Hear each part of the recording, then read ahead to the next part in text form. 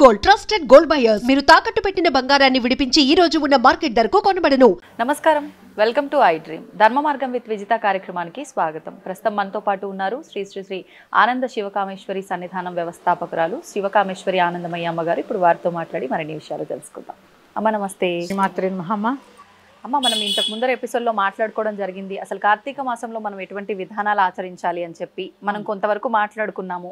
ఇంకా ఎటువంటి విశేషాలు మనం పాటిస్తే బాగుంటుంది, దాంతోపాటు మీరు అష్టకం గురించి కూడా, అరుణాచల అష్టకం గురించి కూడా చెప్తానన్నారు.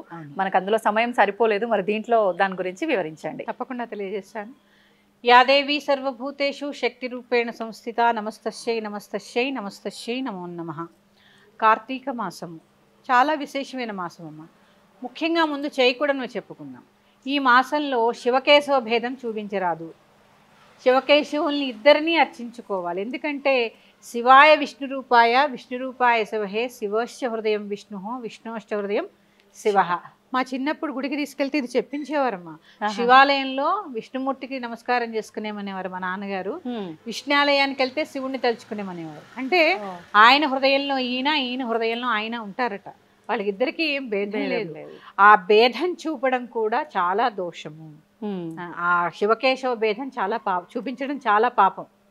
అంటే పుట్టగతులు ఉండవు అనమాట. ఒక రకంగా చెప్పాలి అంటే శివకేశవ భేదం ఎట్టి పరిస్థితుల్లో ఈ మాసంలో చూపరాదు. ఎందుకంటే చూడండి, ఈ మాసాన్నంతా కూడా కార్తీక దామోదరుడిని అర్చించుకుంటూ ఉంటాము. పైగా శివుడు ఈ మాసంలో కార్తీక త్రయంబకేశ్వరుడని, అలాగే విష్ణువు కార్తీక దామోదరుడని పిలుస్తూ ఉంటాం. అలాగే శివాభిషేకాలు ఎంత శ్రేష్టమో, శివాలయాల్లో ఎన్ని పూజలు జరుగుతాయో అలాగే నారాయణ పూజ చూడండి, ఏకాదశి, ద్వాదశి, తులసి కళ్యాణం, తులసి పూజ, తులసి దీపారాధన, ఇలా చాలా విశేషం అండి. అందుకని ఎప్పుడు కూడా ఈ మాసంలో మీరు ఇత్తప్పుడు ఏం చేశారు ఏం లేదో తర్వాత విషయం, కానీ కార్తీక దామోదరుణ్ణి, కార్తీక త్రయంబకేశ్వరుని కూడా ఈ మాసంలో అర్చించుకోవాల్సింది. ఇక దీపారాధన మొట్టమొదటిగా చేయవలసింది తులసి దగ్గర. తులసి దగ్గర చేసిన తర్వాతే మిగిలిన చోట్ల దీపారాధన చెయ్యాలి. పూజా మందిరంలో కూడా తులసి మొక్క ఉంటుంది కదా ఇంటి దగ్గర. ముందు స్నానం చేయగానే తులసి పూజ చేసుకున్నాకే దీపారాధన చేయాలి ఈ మాసంలో. ఎందుకంటే దీపాలు ప్రత్యేకం కదమ్మా ఈ మాసం అంతా కూడా. ఆ దీపాలు కూడా శ్రేష్టమైన ఉపయోగించండి. మహా అయితే 1 నెల డబ్బులు ఖర్చు పెడతారు అంతే. అంతే శ్రేష్టమైనవి. ఎందుకంటే ఆవు నెయ్యి మనకి ప్యూర్గా దొరుకుతుంది లేదు కాబట్టి నువ్వుల నూనె, ఆడించిన నువ్వుల నూనె తెచ్చుకుని మళ్ళీ ఎన్ని ఒత్తులు వేయాలి, సాధ్యం త్రివర్తి సంయుక్తం, 3 ఒత్తులు వేసి చక్కగా దీపారాధన చేసుకోండి. తులసి దగ్గర దీపారాధన చేసుకుని, తులసి పూజ చేసుకుని, నివేదన చేసుకుని చక్కగా కార్తీక దామోదరుని అర్చించుకుని లోపలికి వచ్చి నిత్య పూజ చేసుకోండి. ఉదయం చేసేస్తున్నారు అంటే పొద్దున్నే అభిషేకం చేసేసుకోండి అమ్మా. చాలా ఏమీ రాదు మీకు. ఓం నమ శివాయ పంచాక్షరి మంత్రంతో చక్కగా అభిషేకం చేసుకోవచ్చు. ప్రదోష కాలంలో ఉదయం కుదరలేదు, మీ ఇంట్లో శివలింగం ఉంటే ఖచ్చితంగా శివుడి మీద కాసిన నీళ్లు పోసి ఒక బిల్వపత్రాన్ని సమర్పించండి. చాలా ఎందుకంటే మనం శ్రావణ మాసంలో చెప్పుకున్నాం ఒక ఎపిసోడ్లో, మీకు గుర్తుందో లేదు, సంపద అంతా కూడా శివాధీనం. సంపద కావాలి అనుకున్నవారు శివుణ్ణి అర్చిస్తే ఈ నెల్లాళ్ళు చక్కటి సంపద కలుగుతుందమ్మా. దీపంలో లక్ష్మి కొలువై ఉంటుంది. ఈ నెల రోజులు చక్కగా క్రమం తప్పకుండా దీపారాధన చేయడం వల్ల కూడా లక్ష్మీ కటాక్షం కలుగుతుంది. అందుకే కొన్ని నియమాలు, ఆహార నియమాలు, అల్లం వెల్లుల్లి తినకపోవడం, మసాలాలు తినకపోవడం. ఎందుకంటే ఈ మాసం కూడా చూడండి, సాయంత్రము పగలు తక్కువ ఉంటుంది, చీకటి తొందరగా అయిపోతుంది, ఆహారం అరగడం కూడా కష్టం. అందుకే ఉపవాసాలు ఎక్కువ ఈ మాసంలో. అంటే ఏవైనా కూడా మన ధర్మాన్ని, మన ప్రకృతిని అనుసరించే ఉంటాయి కదా మన ధర్మాలన్నీ కూడా. ఈ మాసంలో బ్రహ్మచర్యం పాటిస్తే కూడా చాలా మంచిది. అలాగే ఉపవాసాల దగ్గరకు వచ్చేసరికి చాలా మంది కార్తీక నక్తాలను చేస్తూ ఉంటారు. అవునమ్మా. నక్తాలంటే పొద్దున్నంతా ఉపవాసం ఉండి సాయంత్రం నక్షత్ర దర్శనం చేసుకుని రాత్రి భోంచేస్తూ ఉంటారు. ఇది ఒక నియమం, అది మీ ఇష్టం. అది మొదటి రోజు సంకల్పం ఏం చెప్పుకుంటే దాని ప్రకారంగా మీరు చేయొచ్చు. అలాగే ఆహార నియమాలు చెప్పాను చేయకూడని వాటిల్లో. అలాగే బ్రహ్మచర్యం పాటిస్తే చాలా మంచిదని కూడా నేను చెప్పాను. ఇక చివరిది, మగవారు కూడా దీపారాధన చేయాలి ఈ మాసంలో. కేవలం స్త్రీలకే కాదండి, మగవారికి కూడా దీపారాధన అవసరము. ఐశ్వర్యం ఒక ఆడవాళ్ళకే కాదు కదా. చాలా మంది శివాభిషేకం చేస్తే ఏం వస్తుందండి, పుణ్యమే వస్తుంది. కాదండి, పుణ్యంతో పాటు చక్కగా లక్ష్మీ కటాక్షం కూడా కలుగుతుంది శివుడికి బిల్వార్చన చేయడం ద్వారా. అలాగే చాలా మందికి అపోహ ఉంది, శివాలయాల్లో ప్రసాదం తీసుకోవచ్చా? ఈ మధ్య కొత్తగా వింటున్నాం, శివాలయాల దగ్గర ప్రసాదం తీసుకుంటే దెయ్యాలు భూతాలు పడతాయి. అదంతా శుద్ధ అబద్ధం. చక్కగా తీసుకోండి. కానీ ఈ చండీశ్వరుడికి కోపం వస్తుంది మనం శివాలయం నుంచి ప్రసాదం తీసుకొని వస్తే అని అంటూ ఉంటారు కదా. అందుకే ఒక కొబ్బరికాయ కొట్టామనుకోమ్మా, ఓ చెక్క చండీశ్వరుడికి పెట్టాలి, ఓ చెక్క మనం తెచ్చుకోవాలి. ఓకే, ఒక చెక్క అక్కడ పెట్టి మొత్తం తెచ్చుకోవద్దు. అవును, ఒక చెక్క అక్కడ పెట్టి ఒక చెక్క మనం తెచ్చుకోవాలి. అంతే తప్ప దెయ్యాలు భూతాలు ఏమీ పెట్టవు. తీర్థం ఇస్తే తీసుకోండి. అంటే ఉపవాసంలో ఉన్నప్పటికీ తీర్థ ప్రసాదాలు తీసుకోవచ్చు అంటారా టెంపుల్లో? ఉపవాసంలో ఉన్న తీర్థం తీసుకోవాలి. ఓకే, భగవంతుడి తీర్థ ప్రసాదాలు తిరస్కరించరాదు. భగవత్ కటాక్షం అక్కడే కదమ్మా మనకి దొరికేది. అవును అవును, ఆయన దగ్గర ఉంది. ఎంత ఎనర్జీ ఉండుంటుంది వాటికి, ఆ నీటికి కానీ ఆ ప్రసాదానికి కానీ. ఆయన భుజించిన కొబ్బరి చెక్క మనం తింటున్నామంటే ఇంకెంత ప్రసాదం. అందుకని చక్కగా ప్రసాదాలు తీసుకోండి. ఈ మాసంలో ఒక చిన్న పరిహారం కూడా చెప్తాను. చాలా మంది ఆర్థిక ఇబ్బందులతో ఇబ్బంది పడుతూ ఉంటారు. అలాంటి వారు ఈ 30 రోజులు ప్రదోష కాలంలో శివాభిషేకం చేసుకుని బిల్వ వృక్షం కింద కూర్చుని శ్రీ సూక్త పారాయణ చేయడం ద్వారా పరిపూర్ణమైనటువంటి లక్ష్మీ కటాక్షం లభిస్తుంది, సంపద కలుగుతుంది. చాలా రకాలైనటువంటి ఆర్థిక ఇబ్బందుల నుంచి విముక్తి కలుగుతుంది. మారేడు బిల్వ వృక్షం కింద గుళ్ళల్లో ఉంటుంది. ఇప్పుడు కూడా ఇంట్లో కూడా పెంచుకుంటున్నారు. ఒక వృక్షం ఉంటే చాలు, దాని కింద కూర్చొని దాని పక్కనైనా కూర్చుని చక్కగా శ్రీ సూక్త పారాయణ చేయడం చాలా శ్రేష్టం. ఇది ఆర్థిక ఇబ్బందులన్నింటినీ కూడా తొలగిస్తుంది. ఇప్పుడు ఈ పారాయణ చేస్తున్నప్పుడు ఒకవేళ ప్రత్యేకంగా నియమాలు ఏమైనా పాటించాలా? కార్తీక చాలా మంది పాటిస్తారు కార్తీక మాసం అంతా కూడా. ఒకవేళ అలా పాటించని వాళ్ళు ఈ పారాయణం మాత్రం చేసుకుంటాము అని అంటే ఆ ఫలితం ఉంటుందా? మరి నియమాలు పాటించాలా? చేసుకోవచ్చు. కాకపోతే ఆహార నియమాలేనమ్మా. సాత్వికమైన ఆహారం భుజించడం, కొన్ని కావాలంటే కొంచెం కష్టపడాలి కదా. అందుకని సాత్వికమైన ఆహారాన్ని భుజించడం. సాయంత్రం రాత్రి చదువుకోమన్నాను కాబట్టి ఒక దీపారాధన చేయడం ఆ బిల్వ వృక్షం దగ్గర, ఇది చాలా శ్రేష్టము. మీ అందరికీ కూడా చాలా సులువుగా చదువుకునేటటువంటి అరుణాచల అష్టకాన్ని నేను చదివి వినిపిస్తాను. చక్కగా చదువుకోండి. మీకు అందరికీ గూగుల్లో కూడా దొరుకుతుంది. ఇది దర్శనాదభ్ర సదసి జననాత్ కమలాలయే కాశ్యాంతు మరణాన్ముక్తి స్మరణాదరుణాచలే కరుణాపూరితాపాంగం శరణాగతవసలం తరుణేందుజటామౌళిం స్మరణాదరుణాచలం సమస్తజగదాధారం సచ్చిదానందవిగ్రహం సహస్రరథసోపేతం స్మరణాదరుణాచలం కాంచన ప్రతిమాభాసం వాంఛితార్థఫలప్రదం మాం చ రక్షసురాధ్యక్షం స్మరణాదరుణాచలం బద్ధచంద్రజటాజూటం అర్ధనారీకళేబరం వర్ధమానదయాంబోధిం స్మరణాదరుణాచలం కాంచన ప్రతిమాభాసం సూర్యకోటిసమప్రభం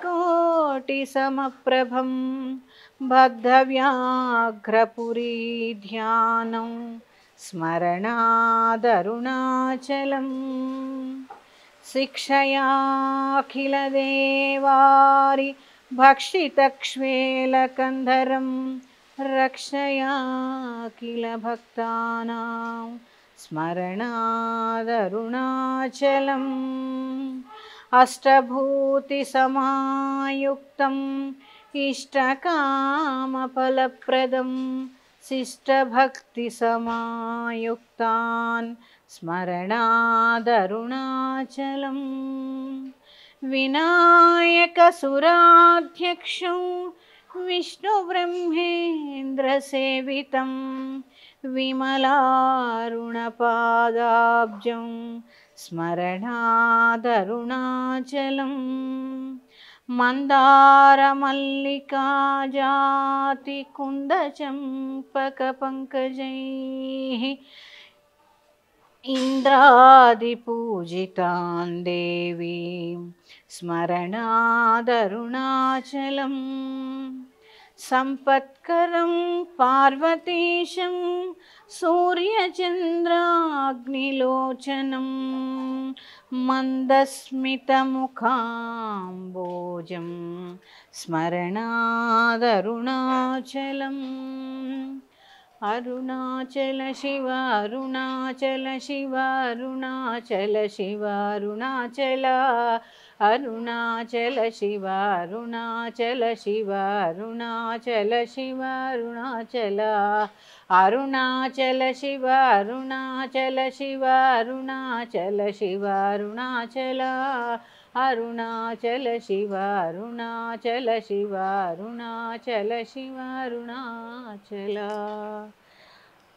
ఓం నమః పార్వతీపతే హర హర మహాదేవ్. ఇది అరుణాచల సంస్కృతం. చాలా బాగుంటుంది, చాలా చిన్నదైనా కూడా చాలా మంచి ఫలితాన్ని మనకి ఇచ్చేటటువంటిది. అసలు ఈ మాసంలోనే అరుణాచల అనేది స్ఫురణకి రావడమే పూర్వజన్మ సుకృతం.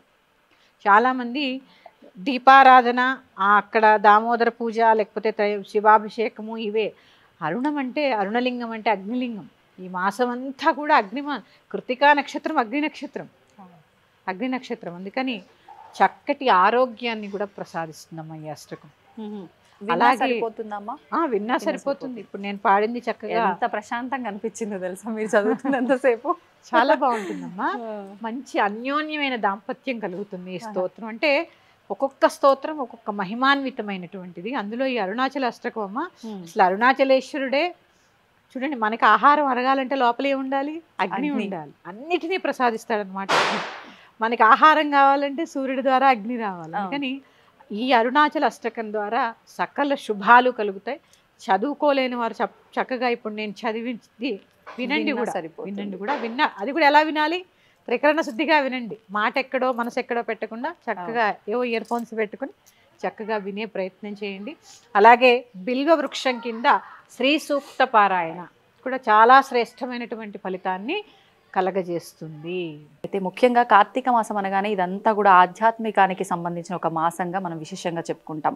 మరి అసలు ఈ మాసం యొక్క ప్రత్యేకత ఏంటి, మాసం అంతా ఆచరించాల్సిన విధానాలు ఏంటో తెలియజేయండి. తప్పకుండా తెలియజేస్తాను. యాదేవి సర్వభూతేషు కాంతి రూపేణ సంస్థిత. నమస్తశ్యై నమస్తశ్యై నమస్తశ్యై నమో నమః. ఐ డ్రీమ్ ఛానల్ వీక్షిస్తున్న ప్రేక్షకులందరికీ కూడా కార్తీక మాస శుభాకాంక్షలు. కార్తీక మాసము కార్తీకంలోనే ఉంది. కార్తీకము అంటే కృత్తికా నక్షత్రము చంద్రుడికి దగ్గరగా ఉన్నప్పుడు వచ్చేటటువంటి మాసాన్ని కార్తీక మాసము అంటారు.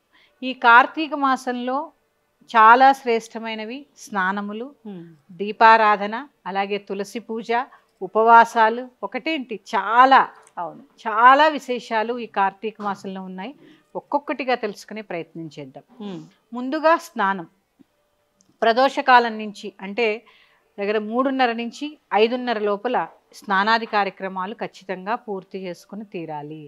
అందుకే దీపావళి నాడు చూడండి, అభ్యంగన స్నానం కూడా ప్రదోషకాలంలో జరగాలని చెప్తారు. ఎందుకంటే ఈ మాసం అంతా కూడా తిలలలో లక్ష్మీదేవి, జలంలో గంగాదేవి నివాసం ఉంటారు. అందుకే స్నానానికి అంత ప్రత్యేకత. మనం ప్రత్యేకించి గంగానది దాకా వెళ్లాల్సిన పని లేదు. మామూలుగా నిత్య స్నానం చేస్తున్నప్పుడు శ్లోకం చదువుకుంటాం కదా, గంగే యమునే చైవ గోదావరి సరస్వతి నర్మదే సింధు కావేరి జలేస్మిన్ సన్నిధం కురు అని చదువుకుంటాం. కానీ ఈ మాసంలో ప్రత్యేకంగా జలమునందు గంగాదేవి ఉంటుంది. అందుకని ప్రదోష సమయంలో అంటే ఉదయము 3:30 నుంచి 5 గంటల సమయం, 5:30 వరకు అనుకోండి, 5:30 వరకు కూడా చక్కగా అమ్మవారు, ఆ గంగా అమ్మవారు అందులో కొలువై ఉంటారు. అందుకని చక్కగా స్నానం చేయడం ద్వారా మనసు శరీరము కూడా శుద్ధి అవుతాయి.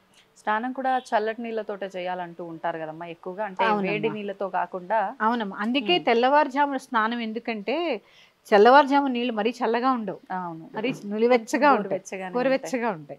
అందుకని ఎప్పుడూ చన్నీళ్ళ స్నానం ఎప్పుడూ శ్రేష్టం, ఏ కాలమైనా శ్రేష్టము. కానీ ఆరోగ్యరీత్యా కొంతమంది చేయలేని వాళ్ళు అలా ఏం లేదమ్మా. ఆరోగ్యం ఎందుకంటే ఇప్పుడు ఇలా చెప్పాను అనుకోండి, రేపటి నుంచి చన్నీళ్ళ స్నానం మొదలు పెడతారు. అవునవును.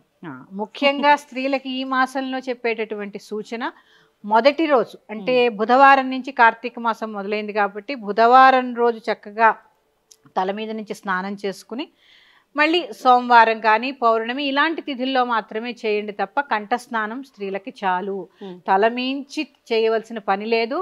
కార్తీక సోమవారం కూడా పసుపు రాసుకుని మీకు ఓపిక లేకపోతే స్నానం చేస్తే తల స్నానం చేసినంత ఫలితం స్త్రీలకు ప్రత్యేకంగా.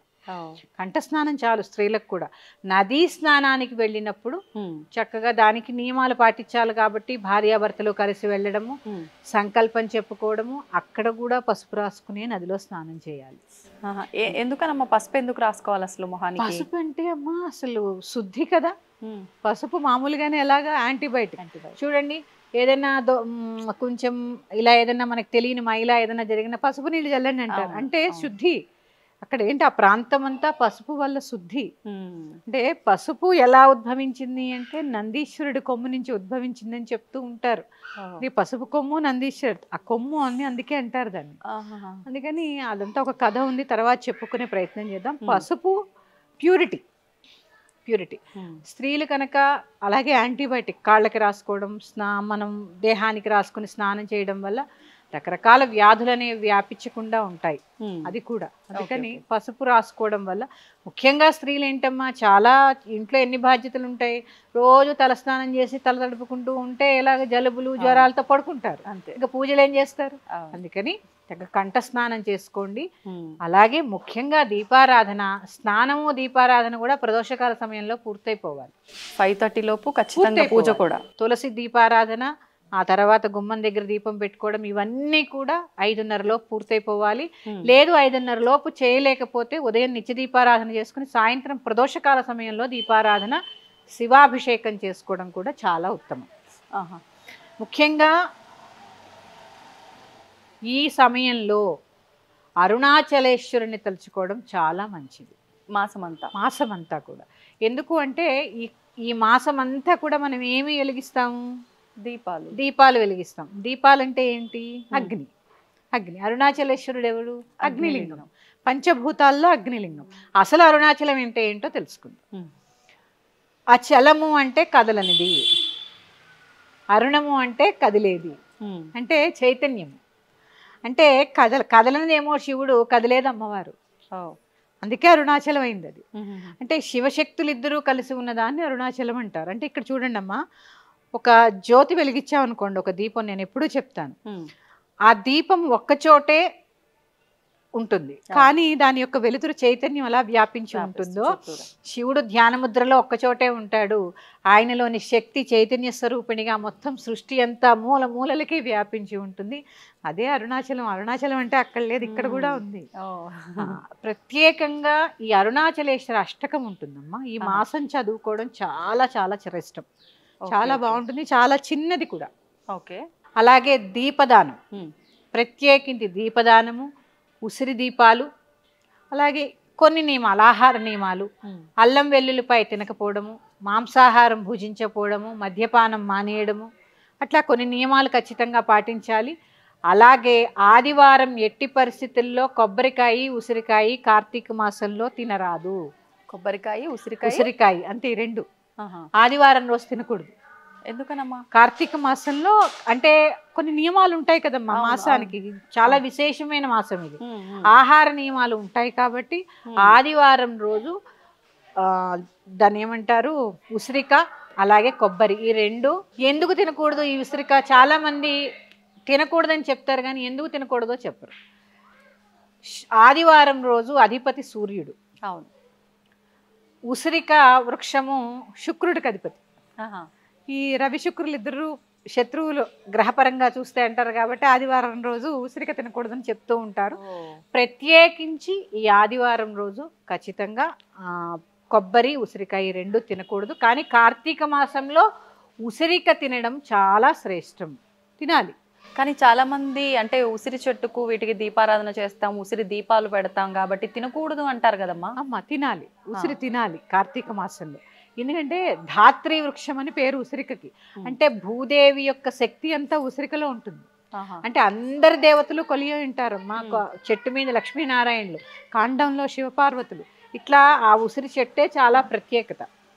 ఒక్క కారం తప్ప అన్ని రుచులు ఉంటాయి ఉసిరికాయలు. తీపి, వగరు, పులుపు అన్ని ఉంటాయి. షడ్రుచుల్లో కారం తప్ప అన్ని రుచులు కలిపి ఉన్నది చేదు కూడా ఉంటుంది. అది ఉసిరికాయ యొక్క గొప్పతనం. ఏ వృక్షానికి ఉండదు అలాగా, ఏ కాయకి ఉండదు. అందుకని ఉసిరికాయ చాలా శ్రేష్టము. అలాగే ఉసిరి దీపాలు పెట్టుకోవడం కూడా చాలా ఉత్తమం. సంతానం లేనివారు, వివాహానికి సంబంధించిన ఇబ్బందులు ఉన్నవారు ఎక్కువగా ఈ పూజలు ఆరాధనలు చెయ్యాలి అని అంటూ ఉంటారు. కానీ ఇది ప్రతి ఒక్కరికి అవసరమైన ఒక విధానమే. ఈ నాగుల చవితి రోజు పుట్టలో పాలు పోయడం కానివ్వండి. ఇప్పుడంటే మనకు పుట్టలు ఎక్కువగా కనిపించట్లేదు కాబట్టి జంట నాగ ప్రతిమలకి మనం ఏం చేసినా కూడా ఆ పాల అభిషేకమైన ఏం చేసినా అక్కడే ఆచరిస్తున్నాము. కానీ పుట్ట ఉన్న దగ్గర మాత్రం ప్రత్యేకించి వెళ్ళి నానా రకాల విధ్వంసాలు అయితే సృష్టించి వస్తున్నారు అక్కడ. అసలు ఈ విధానం అంతా ముందర నుంచి ఇలానే ఉందా, లేదంటే ఇప్పుడు ఈ ధోరణి ఇలా మారిపోయిందా? అసలు ఏ రకంగా చేయాలంటారు ఆ రోజున? తప్పకుండా తెలియజేస్తాను. యాదేవి సర్వభూతేషు సర్వరూపేణ సంస్థిత నమస్తస్యై నమస్తస్యై నమస్తస్యై నమో నమః. నాగుల చవితి మామూలుగా కొన్ని ప్రాంతాల్లో శ్రావణ మాసంలో వచ్చేటటువంటి నాగుల పంచమిని, అలాగే కార్తీక మాసంలో వచ్చేటటువంటి నాగుల చవితి కార్తీక మాసం మొదలైన తర్వాత 4వ రోజు. ఈ సాంప్రదాయం ఇప్పటిది కాదమ్మా, చాలా పురాతనమైనది. ఈ నాగుల చవితి ప్రత్యేకంగా అందరూ చేసుకోవచ్చు. చిన్న పెద్ద, పిల్లలు, మగవాళ్ళు, అంటే లింగభేదం లేదు, దీనికి వయోభేదం లేదు. అందరూ పాటించవలసిన రోజు ఏదైనా ఉందంటే అది నాగుల చవితి. ఇక ఈ పుట్టలో చాలా మంది నన్ను అడుగుతూ ఉంటారు, పుట్టలో పాలు పోస్తే తాగుతాయండి అని. భక్తిగా పోసి చూడు, భక్తిగా పోస్తే నిజంగా తాగుతాయమ్మా. పోసి చూస్తే కదా. అలా అని ఇక్కడ మీరు అన్నారు కదా విధ్వంసం సృష్టిస్తున్నారు, నిజంగా పుట్టల దగ్గర విధ్వంసమే సృష్టిస్తున్నారు. తోసేసుకుంటారు, ఒక భక్తి పాడు ఉండదు. నేను ముందంటే నేను ముందు, నేను ముందు, ఇదే సరిపోతుంది. అక్కడ కూడా దీపారాధన చేయాలి, సంకల్పం చెప్పుకోవాలి, షోడశోపచార పూజ చేయాలి. అప్పుడు ఇన్ని పాలు మాత్రమే సమర్పించాలి. ప్యాకెట్ చింపేసి మొత్తం పోసేస్తారు. చాలా తప్పండి, చాలా తప్పు. ఎందుకంటే అక్కడ లోపల నిజంగానే సర్పం ఉందండి. పుట్టలు ఎక్కడో అరుదుగా ఉన్నాయి. మీరు ఇలా పోసేస్తే లోపలంతా బురదైపోతే ఎలా తిరుగుతుందండి సర్పం? ఒకసారి ఆలోచించండి. శాస్త్రానికి కొద్దిగా అందులో పోసి, బయట జంట నాగులు ఉంటాయి కదమ్మా, వాటికి పోయండి. చక్కగా క్యూ పద్ధతి పాటించి ఒకటి తర్వాత ఒకళ్ళు, ఎందుకంటే అందరూ పూజ చేసుకోవాలి కదా. ఖచ్చితంగా పుట్టలో పాలు పోసేయడం కాదండి, అందరూ సంకల్పం చెప్పాలి, మీ గోత్రం చెప్పుకోవాలి, మీ యొక్క వంశం పేరు చెప్పుకోవాలి. ఇవన్నీ చెప్పుకుని వారికి తెలియాలి కదా మరి. అందుకని చక్కగా తెలియచేసి దీపారాధన చేసుకుని, ఆవు నేతితో దీపారాధన చేసి, పుట్టలో చక్కగా కొద్దిగా పాలు పోసి, ఆ ప్రాంతాన్ని శుభ్రం చేసి, ముగ్గు పెట్టి, నువ్వులు బెల్లం కలిపినటువంటి చిమ్మిలి పదార్థాన్ని నివేదన చేసి, చలిమిడి కూడా చేస్తారు చాలా ప్రాంతాలు. ఈ రెండు నివేదన చేసి పుట్టమన్నుని చౌకి ధరిస్తారు. ఇక్కడ నాభి దగ్గర, ఇక్కడ పుట్టమన్ను అంత శ్రేష్టమ్మ. పుట్టమన్ను ధరిస్తే సర్పదోషాలంటే ఎక్కువగా ఎలా కనిపిస్తాయి? చర్మ వ్యాధుల్లో, సంతానోత్పత్తికి ఇవే కదా. అందుకని ఆ పుట్టమన్ను సర్పాలు తిరిగేటటువంటి ప్రాంతం కాబట్టి ఆ మన్ను నీ చెవుకి ధరిస్తే చెవుపోటు కూడా రాదని చెప్తూ ఉంటారు. సుబ్రహ్మణ్యేశ్వరికి మొక్కుంటే చెవుపోటు వస్తుంటా మా అమ్మమ్మలు చెప్పేవారు. నేను పుట్టమన్ను చెవుకి ధరించి, గర్భం దగ్గర కూడా ఆడపిల్లలకైతే ఇక్కడ బొట్టు పెడతారు నావి దగ్గర. సర్పదోషాలు తొలగిపోవాలి, మంచి సంతానం కలగాలని చెప్పి కలుగుతూ ఉంటాయి. ఇది నేను అనుభవపూర్వకంగా చెప్తున్నానమ్మా. పోయిన నాగుల చవితికి మా ఇంట్లో ఒకళ్ళకి నేను ఆ బొట్టు పెట్టడం జరిగింది. అమ్మాయి ఇప్పుడు గర్భవతి. సంతోషం. అంటే అందరూ జరుగుతాయా అని కాదు, భక్తి శ్రద్ధలతో చేయడం చాలా అవసరం. విశ్వాసం కూడా ఉండాలి. అలాగే ఇది ఉంటుందమ్మా, నవనాగ స్తోత్రం అని ఉంటుంది. 9 రకాల నాగులకి సంబంధించినటువంటి చిన్న శ్లోకం, చాలా చిన్నది. అక్కడ 11 సార్లు కానీ 9 సార్లు కానీ అక్కడ పారాయణ చేయడము. అంటే మనం అనుకుంటాము భూమిలో సంచరించేటటువంటి నాగులే అని, కానీ వీటికి రాజు ఉంటారు కదా. ఆ నాగులకి రాజు ఉంటారు, పాతాళ లోకంలో ఉంటారు. వాసుకి అనంతం. ప్రత్యేకంగా కలియుగానికి కర్కోటకస్య నాగస్య, కర్కోటకుడు. ఆ కర్కోటకుని స్మరించినంత మాత్రం చేతే కలి బాధలన్నీ పోతాయి తెలుసా అమ్మా. అందుకే నలదమయంతుల కథ చదవమంటారు.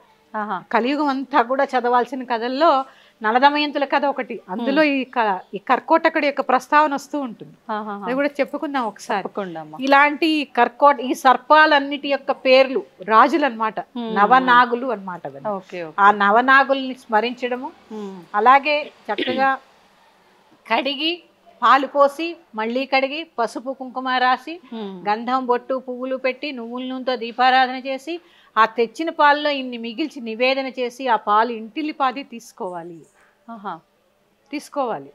ఖచ్చితంగా సర్పదోష నివారణ జరిగి తీరుతుంది. త్రికరణ శుద్ధిగా ఒక్కసారి నేను చెప్పినట్టు బడబడా ప్యాకెట్ చింపేసి పాలు పోసేయడం అలా అసలు చేయకండి. ఇన్ని పాలు రాగి పాత్రలో పోయరాదమ్మా, రాగి పాత్రలో మజ్జిగ కానీ పాలు కానీ పోస్తే కళ్ళుతో సమానం.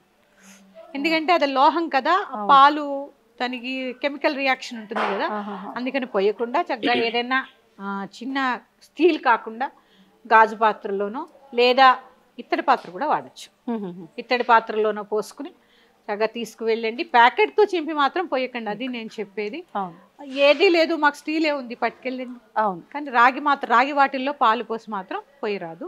ఓకే, ఏదైనా కూడా అక్కడ శాంతంగా ఒక్కొక్కరికి 5 నిమిషాలు పడుతుందమ్మా. అవును, చాలా ఎక్కువసేపు కూడా కూర్చుంటారమ్మా అదే పనిగా. ఏం లేదు, షోడశోపచార పూజ ఎలా చేయాలి నేను చెప్తాను. ఓం నాగరాజాయ నమః ధ్యాయామి, ఓం నాగరాజాయ నమః ధ్యానం సమర్పయామి, ఓం నాగరాజాయ నమః ఆవాహయామి, ఓం నాగరాజాయ నమః పాద్యం సమర్పయామి, ఓం నాగరాజాయ నమః అర్ఘ్యం సమర్పయామి. ఇట్లా ఈ నామంతో 16 ఉపచారాలు చేసుకోండి చక్కగా. 9 సార్లు కానీ 11 సార్లు కానీ నవనాగ స్తోత్రాన్ని పఠించండి.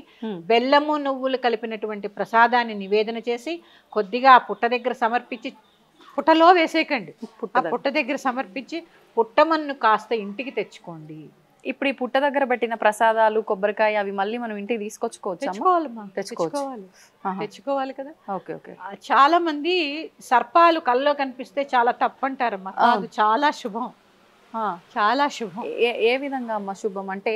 విష సర్పాలు కదా అన్నట్టుగా చాలా మంది నెగిటివ్ గానే ఆలోచిస్తారు. అమ్మా సర్పాలు విషం కాదమ్మా, పాతాళ లోకంలో మన భూమిని మోస్తున్నాడు నాగరాజు, ఆయన మోస్తున్న బట్టే మనం ఇక్కడ ఉన్నాం, అందుకని విషయం కాదమ్మా.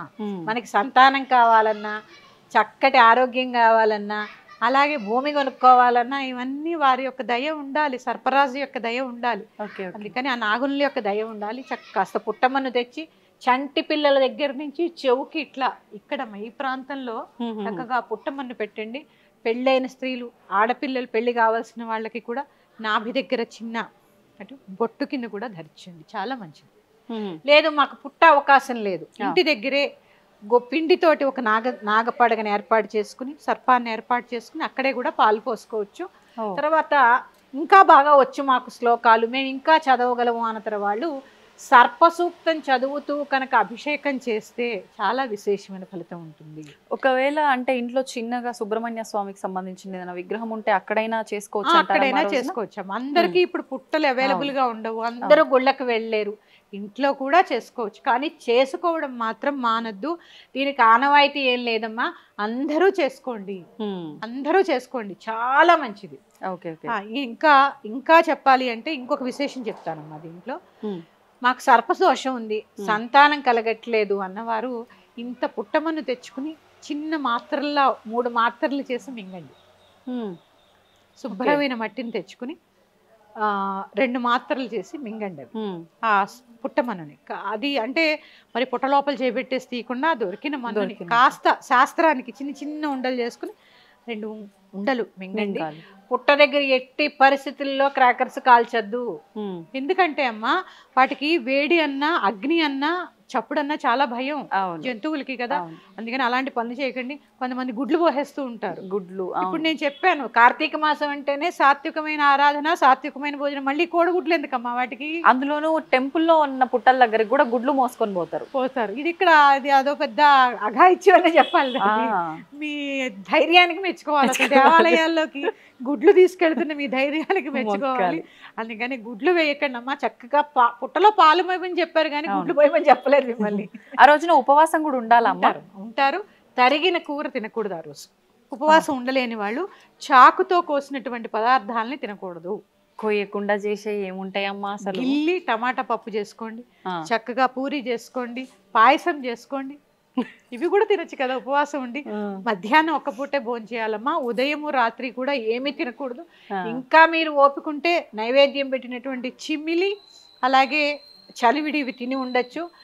పిల్లలు కావాలనుకున్న వాళ్ళు, సర్పదోషం ఉన్నవాళ్ళు, సంతానాభివృద్ధి కోరేవారు కూడా, పిల్లలున్న ప్రతి ఒక్క తల్లిదండ్రులు, మళ్ళీ దీనికి కూడా కేవలం ఆడవాళ్లే కాదు, మగవాళ్ళు ఆడవాళ్ళు ఇద్దరు కలిసి దంపతి సమేతంగా పిల్లలతో పాటు వెళ్ళి చక్కగా పుట్టలో పాలు పోసి నమస్కారం చేసుకోండి. ప్రతి ఒక్కరూ ఈ షోడశ ఉపచార పూజ ఖచ్చితంగా చేసి తీరాలి. హడావిడిగా పోసుకోకండి, మీకు అక్కడ సమయం లేదు, ఇంట్లో పోసుకోండి చక్కగా. అందుకని చక్కగా త్రికరణ శుద్ధిగా భక్తిగా శుచైన వస్త్రాలు ధరించి ఈ పనులు చేయండి. తప్పక ఆ సుబ్రహ్మణ్యేశ్వరుడి యొక్క దయ మీకు లభిస్తుంది.